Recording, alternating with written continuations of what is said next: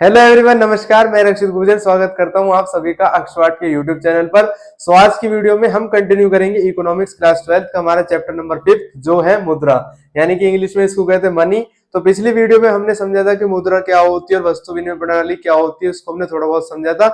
आज की वीडियो में हम वस्तु विनिमय प्रणाली के बारे में समझेंगे और साथ ही साथ में ये समझेंगे कि दोहरी आवश्यकताओं का संयोग क्या होता है, जिसको डबल कोइंसिडेंस ऑफ बॉन्ड्स कहते हैं। तो इसके बारे में हम समझने वाले, तो स्टार्ट करते हैं।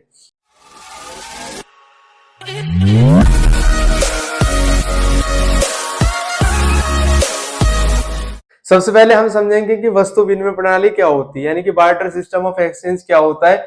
ये एक ऐसी प्रणाली है जिसमें वस्तु को खरीदने या बेचने के लिए वस्तु का ही प्रयोग किया जाता है।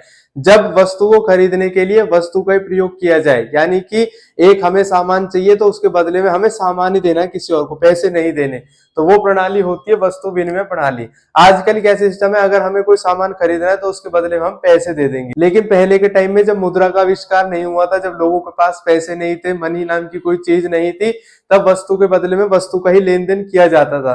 तो उस प्रणाली को हम बोलते हैं वस्तु विनिमय प्रणाली, जब वस्तु को खरीदने बेचने के लिए वस्तु का प्रयोग किया जाए।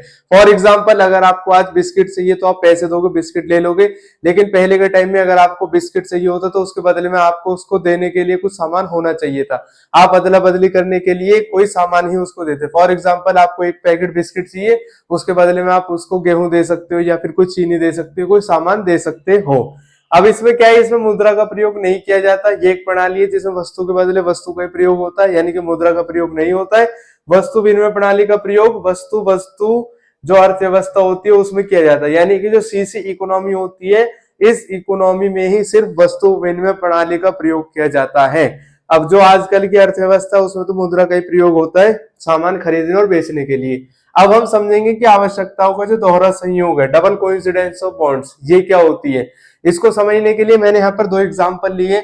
अगर हम इन एग्जाम्पल को देखेंगे तो हमें अच्छी तरह समझ में आ जाएगा कि आवश्यकताओं का दोहरा संयोग क्या होता है। सबसे पहला एक है, एक व्यक्ति के पास गेहूं है और उसे ऊंट चाहिए, यानी कि एक व्यक्ति है, वो गेहूं का उत्पादन कर रहा है, तो उसके पास में गेहूं ज्यादा मात्रा में है, यानी कि जितनी उसको जरूरत थी उतनी उसने अपने पास रख ली। अब जो बाकी का बचा हुआ उसको वो बेचना चाहता है, किसी को देना चाहता है, और अब उसको ऊंट चाहिए अपने लिए, उसकी आवश्यकता है ऊंट की। एक दूसरा व्यक्ति जिसके पास ऊंट है बहुत सारे, अब वो उन ऊंटों में से कुछ ऊंट को बेचना चाहता है और उसके बदले में उसे गेहूं चाहिए। तो यहाँ पर इन दोनों की आवश्यकता सेम सेम है। क्यों? इसके पास गेहूं है और ये गेहूं देगा इसको और इससे ऊंट लेगा। इसके पास भी ऊंट होने चाहिए और यहाँ पर इसके पास ऊंट है और इसको भी गेहूं चाहिए। तो दोनों की आवश्यकता एक दूसरे से जब मेल खानी चाहिए तो वो होती है दोहरी आवश्यकता का संयोग। इस व्यापार में वस्तु के बदले वस्तु का व्यापार होता है, यानी कि गेहूं के बदले में उसको ऊंट चाहिए, तो वो उसको देने के लिए उसके पास क्या है, गेहूं है, और उसको चाहिए क्या, ऊंट चाहिए। इसको देने के लिए इसके पास ऊंट है और इसको गेहूं चाहिए।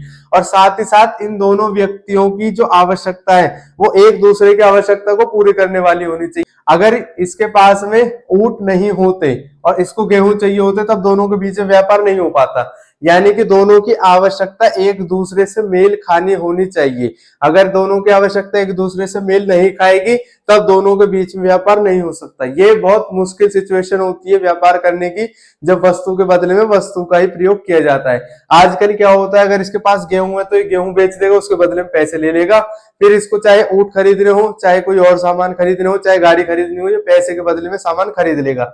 अब यहाँ पर क्या है, इसके पास में ऊंट है, तो अगर आज के टाइम में हम देखें तो ऊंट बेच देगा, फिर इसको गेहूं चाहिए, चावल चाहिए, तो ये अपनी मर्जी से ले सकता है सामान। तो ये होती है आवश्यकताओं का दोहरा संयोग, जिसमें दोनों व्यक्तियों के पास जो सामान है वो एक दूसरे की आवश्यकता को पूरा करने वाला होना चाहिए।